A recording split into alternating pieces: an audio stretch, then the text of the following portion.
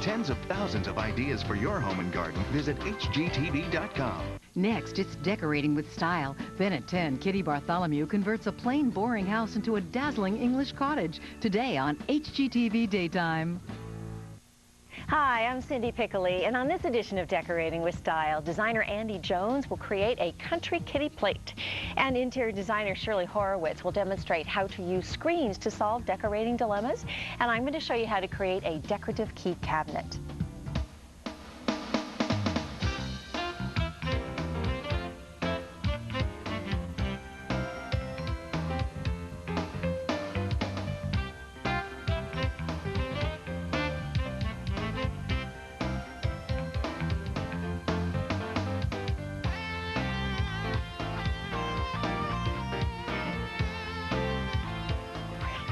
Well, hello and welcome to Decorating with Style. Thank you so much for joining us today. We have a great show lined up for you. Of course, I think every show is great and that I have the best job in the world. I have so much fun, and I hope you do too when you join us. Well, we're going to talk a little about country decor in our first segment here, and it just seems that it isn't complete without a decorative wall plate, especially when it features a hand-painted cat created by my first guest. From CreativeHomePainting.com, here's Andy Jones. Hi, Andy. Hi. Welcome. Thanks for having me back. Yeah, a little country decor. A little country decor for the cat lover and everyone. Great. I think adding, a decorative hand-painted plate to country decor just adds such charm. And this little kitty is very easy to paint. Oh, good. All right. He's so cute, too. He is easy? Yes, he's very easy because we don't really do that much painting on the cat. Most of the dimension and form of the cat is created when we do the antiquing on it. So the painting part of the cat is very, very simple.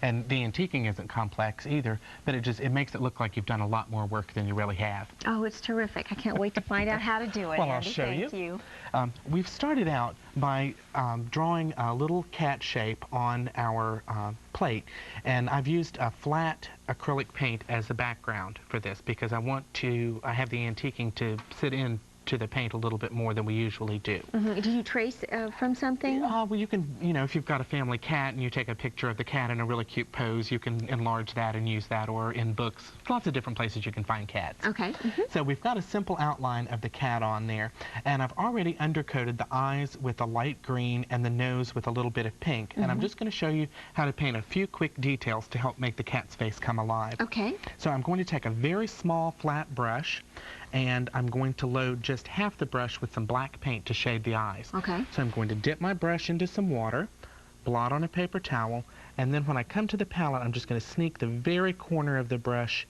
into a little paint just to pick up a very small amount. Mm-hmm. Now, when we come onto the kitty, we're just going to shade where the eyes go into the top of the head, just with 2 quick brush strokes, just like that. Okay. And that starts to give the cat's eyes a little bit of shape. Mm-hmm. Now, with a pointed liner brush, we're going to pick up a little bit of black paint, and I'm thinning it down because I want to be able to create some detail here. Mm-hmm. And you need thin paint to do that. So I'm going to twirl the brush out to a point, and when I come back to the cat, we're going to paint the pupils on the eye, and they're, as you know, cats have slanted pupils. Right. So we're going to create 2 vertical pupils there, and I'm going to move down just below the nose, and with the same black, I'm going to create the cat's mouth with just 2 little lines. So you see the painting isn't hard. Uh-huh. Now, I'm going to rinse the brush out and then come back to the cat and add the highlights in the eyes. Okay. So I'm going to pick up just a little bit of white and then move back to the cat's eyes and paint the little highlights in there. Come back over here and we'll just highlight the eyes, and you want to make sure to put the highlight on the same side of the eyes. If you put it on different sides, the cat's going to look cross-eyed. Okay, all right. So, really looks like he's coming alive now. Well, he is, and now we're going to paint the stripes on the cat, and that's going to be a very easy technique. Same thing, we're going to load the brush just on half the brush, and I'm using a flat artist brush. Okay. So we'll start by dipping the brush in the water, blot on a paper towel, and then I've made a mixture of Prussian blue and burnt umber acrylic paint. So that's what this mixture is, and I'm just going to sneak the brush into the paint. And then when you blend on the palette, you can see that the color transitions just across the brush. Now, to paint the little stripes on our cat, it's very easy painting. You just have to be loose and free.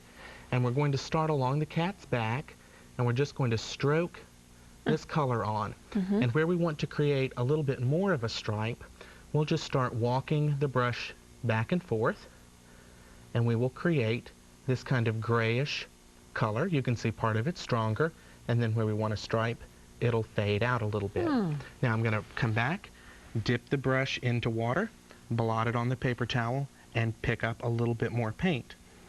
And we can come over to this side of the cat and start putting a little color over here, because we don't want any part of the cat not to have a little bit of color on it.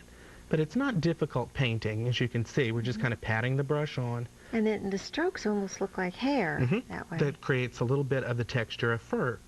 So like I said, fur, you know, thank you. Fur, well, cat hair, cat fur, Oh, it's the same thing. With cats, it doesn't matter.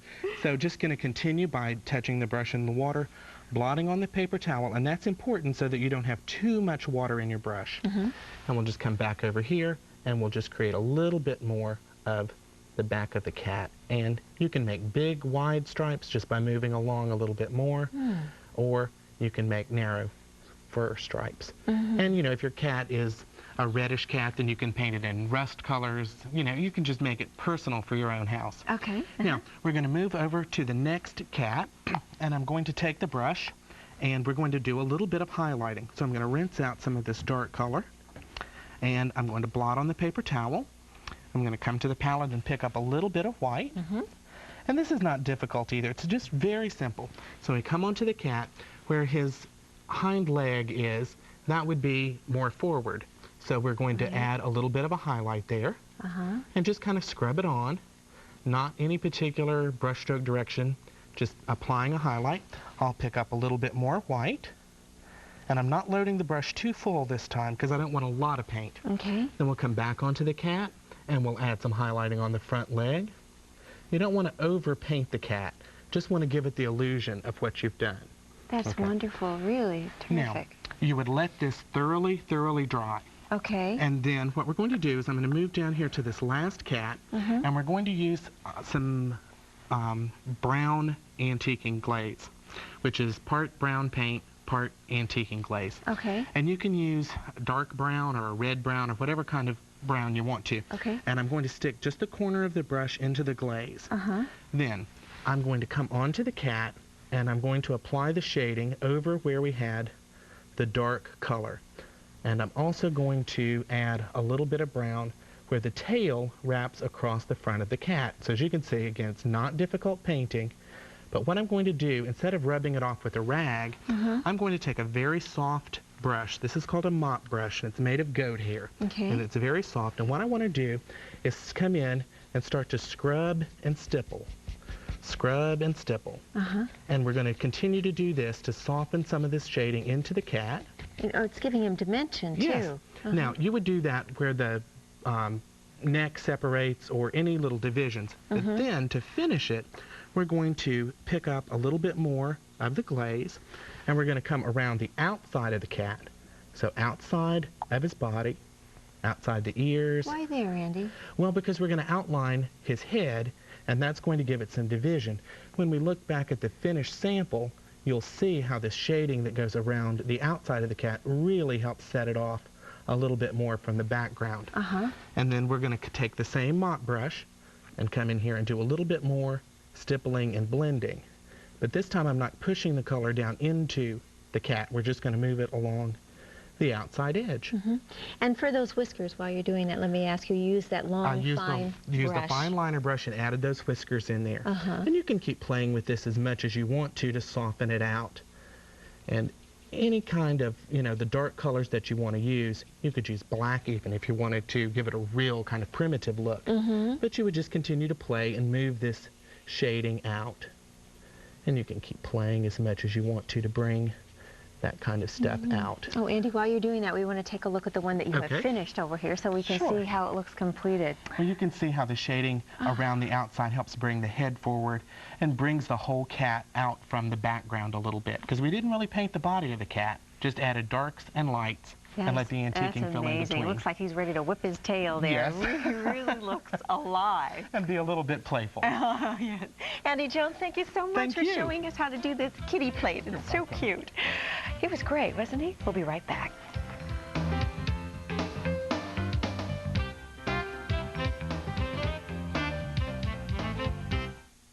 Turn discarded items into decorating ideas with HGTV's Treasure Makers. Today at 10:30 Eastern on HGTV Daytime. This one has tons of storage space. Great. The chefs will love that. Chefs? Oh, there we go.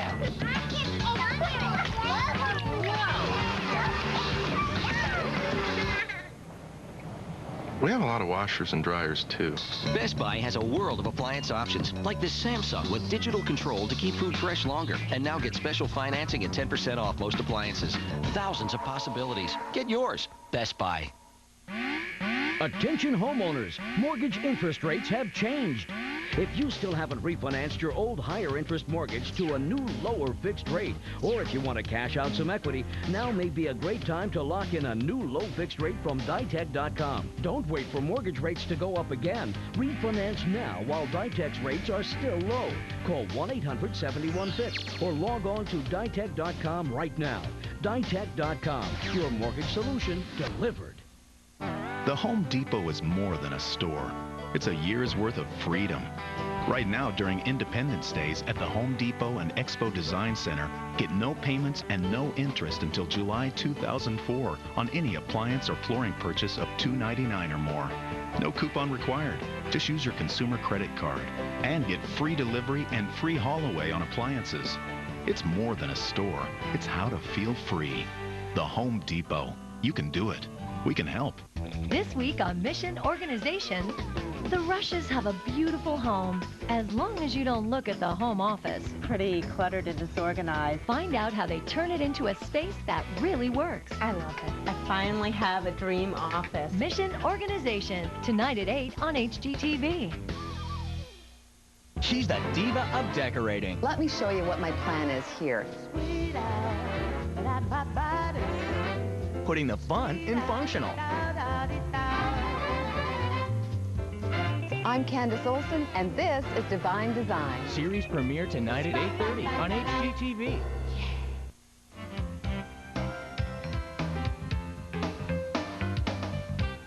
Hi, welcome back. Well, it seems it's a fact of life. The kitchen counter will get cluttered up with keys and junk if you let it. And our next project will clear up some of that clutter and add a decorative touch at the same time. Come on over here and take a look at our wonderful little key box. We have here some cup hooks will hold your keys so they don't get lost, and it's a nice decorative touch for the wall, too. Come on over here, back to the table, and I'll show you how to do that. What we did is we got one of those decorative boxes at the craft store, an inexpensive box like this, a keepsake box. Any size you like, they come in all kinds of sizes, and we made a backing for it. It's almost like we made a frame for it. So let me show you how we did that. We got a piece of 1/4-inch plywood and cut it about 1 inch larger than our box. We did that because we wanted to put some decorative molding around on the outside.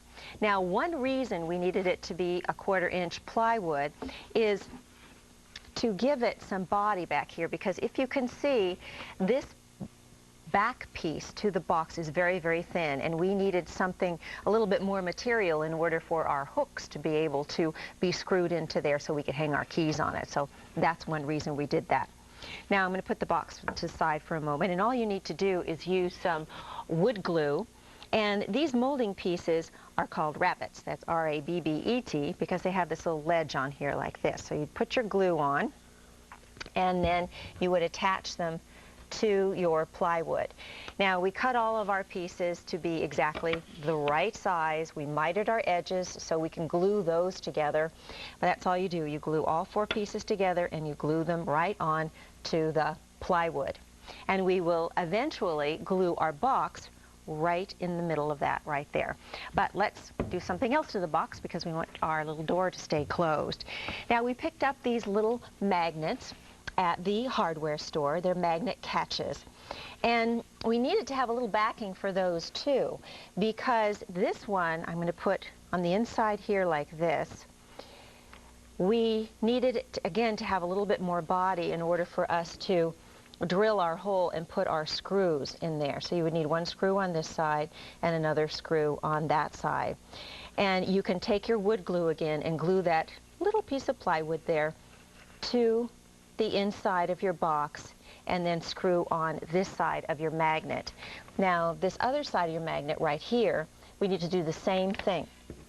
So in this case, we needed to put two together, and we glued two pieces of plywood together, and we're going to place this up under here like this, and again take your screws and screw it in like that, so that when you close your door, it will stay closed. Okay? I'm not going to go to that work right now because it takes a little bit of time, but it's really easy to do.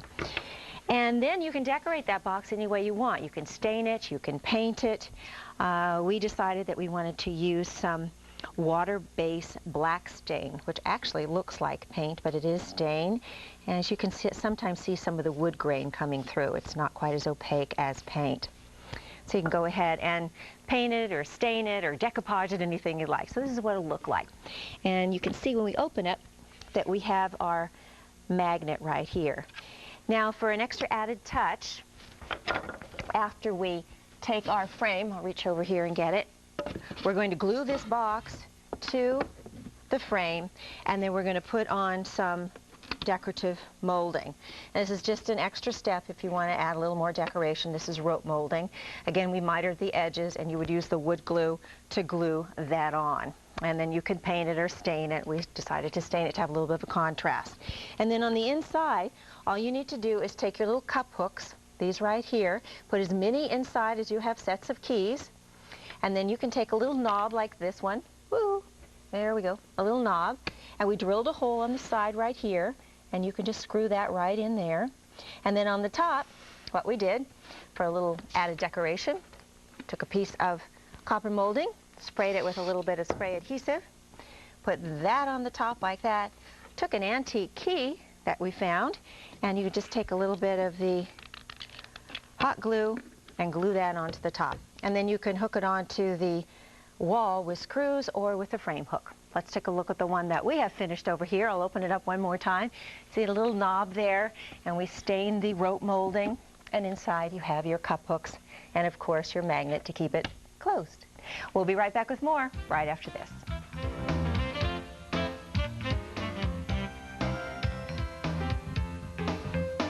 Get Potter. You wish. This year, don't miss the train. Don't open the cage. Don't follow the spiders. Don't land in the tree. And most importantly of all, don't panic. Harry Potter and the Chamber of Secrets. Could we panic now?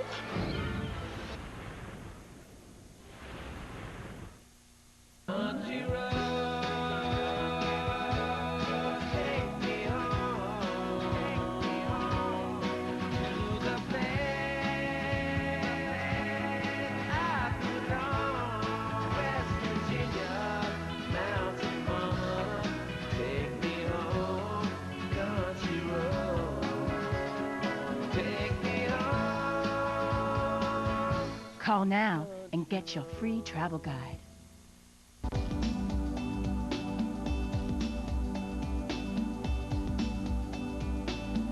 Soulmates, buddies, your better half. You just aren't you without them. Like coffee's not coffee without Coffee Mate. So smooth, so velvety, so much more than just coffee. Coffee Mate from Nestle. Coffee's perfect mate. Hey, you ready to go to my mom's? Honey, I gotta paint all this. It's pretty much an all-day job. Oh, okay. I'll be back later. Okay. Say goodbye to all-day jobs with Duck Brand quick corners and perfect release painting tapes. Just tape on, paint, and pull. Duck Brand painting tapes. Get the duck to do it. Whack. Hello? What you doing? Painting? What are you saying with your Chinette plates?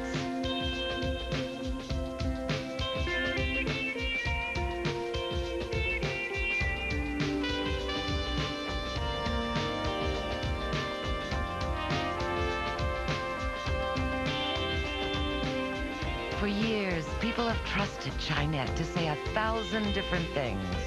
After all, nothing says you're special stronger than Chinette. Why worry? Relax. Trust Dulcolax, the overnight laxative more doctors recommend. It's gentle enough for sensitive stomachs, yet strong enough for complete relief. So relax. Trust Dulcolax for overnight relief, guaranteed. Welcome back to DIY, the Do-It-Yourself Network. After you set your wallpaper in place, here's how you avoid air bubbles that could ruin your pad. Side area, and no more bubbles. Miss a step on TV? Don't worry. DIY, the new Do-It-Yourself network, is always there for you online. Thousands of projects, detailed instructions. To request DIY, call 1-877-9-GET-DIY.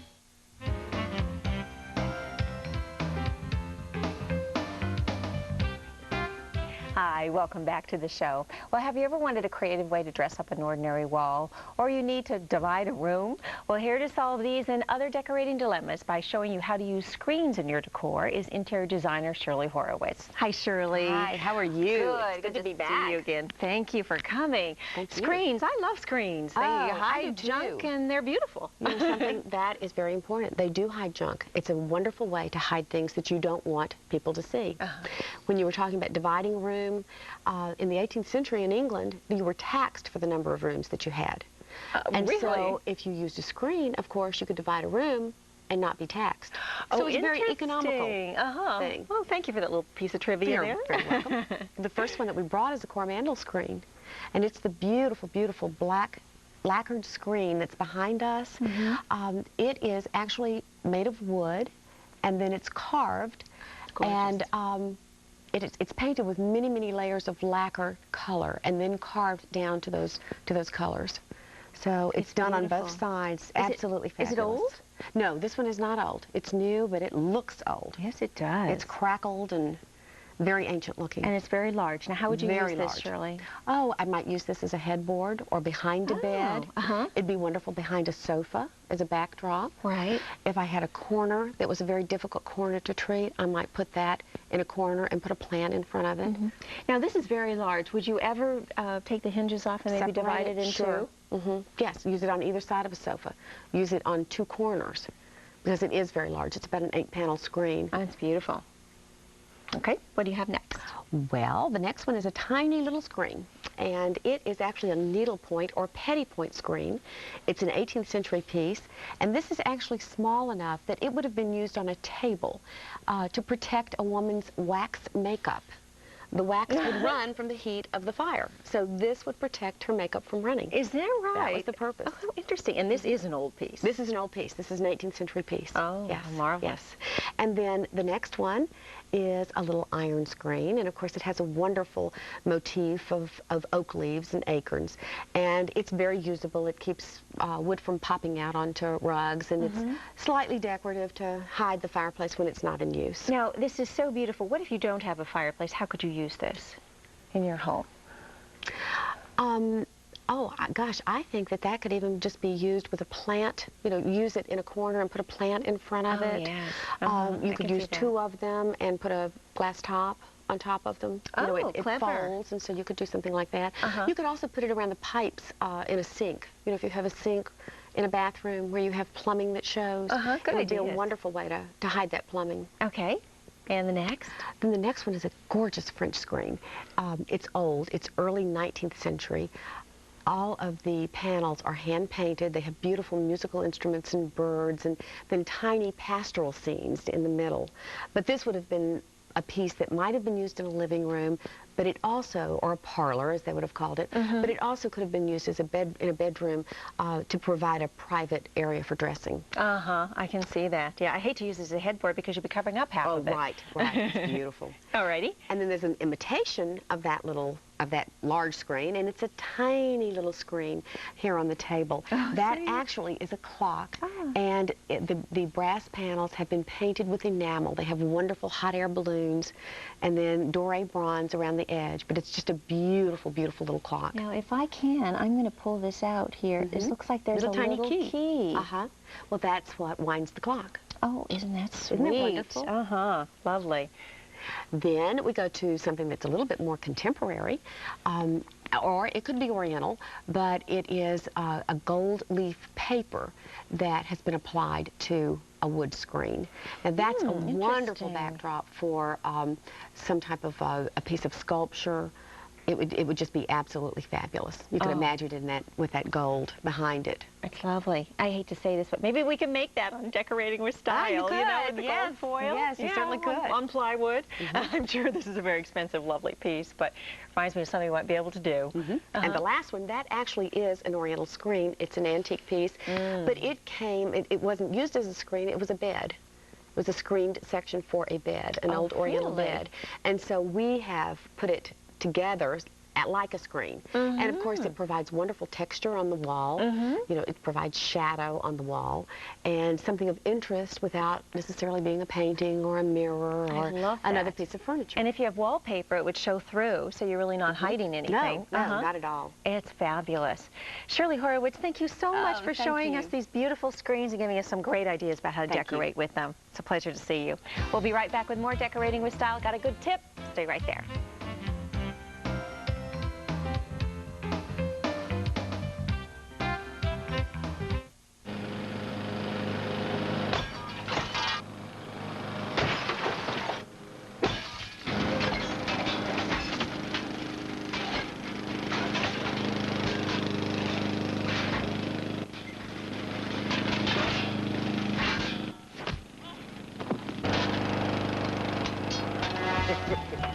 Do you need a little help with lawn care? Come into Ace Hardware. We'll help you with all your lawn and garden needs. Ace, the helpful place. What are you saying with your Chinette plates?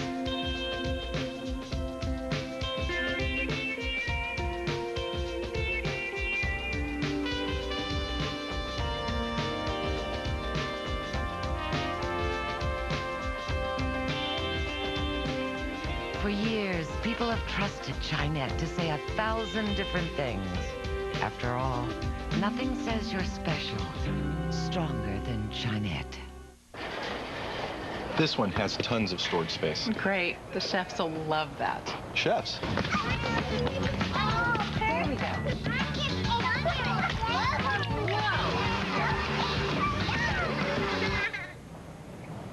We have a lot of washers and dryers, too. Best Buy has a world of appliance options, like this Samsung with digital control to keep food fresh longer. And now get special financing and 10% off most appliances. Thousands of possibilities. Get yours. Best Buy. The eye can see more than 7 million colors. So why would I paint with only one? Now, I never have to fear color again. I know how Winter Lake looks with Southern Breeze.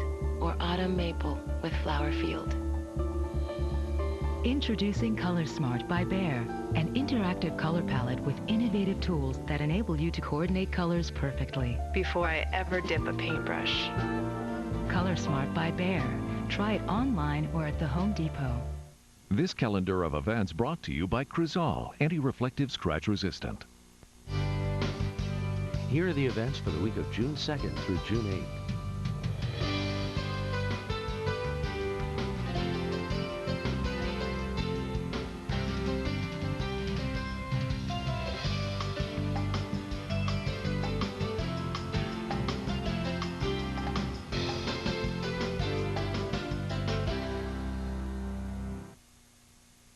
On the next Weekend Warriors. This dining room makeover is a family affair. My family's a great team. Can relatives work together? Uh-oh, we're short one. Oh, no. Without starting a family feud. If it doesn't fit, you know what? I'm terrible at measuring things. Yeah, I know. Weekend Warriors, tonight at 10:30 on HGTV. Happy to have you with us today, and a quick tip. Plexiglass is a good alternative to regular glass, and it's easy to cut the size that you want. It can be safer, and all you do is take a straight edge, a plexiglass cutter, and you score it real well like that. This plexiglass has a protective coating on it. Take it to the end and just snap it in half like this. Take the coating off and use it in frames or on top of trays to protect the wood, and it won't break like glass. I want to thank my great guests for being on the show today. Andy Jones, thank you for being here, and Shirley Horowitz. It was terrific to see you, and thank you for all that information about screens. Bye-bye. See you next time. An outdated home is remodeled to resemble an English cottage on Kitty Bartholomew Your Home. Coming up next on HGTV Daytime.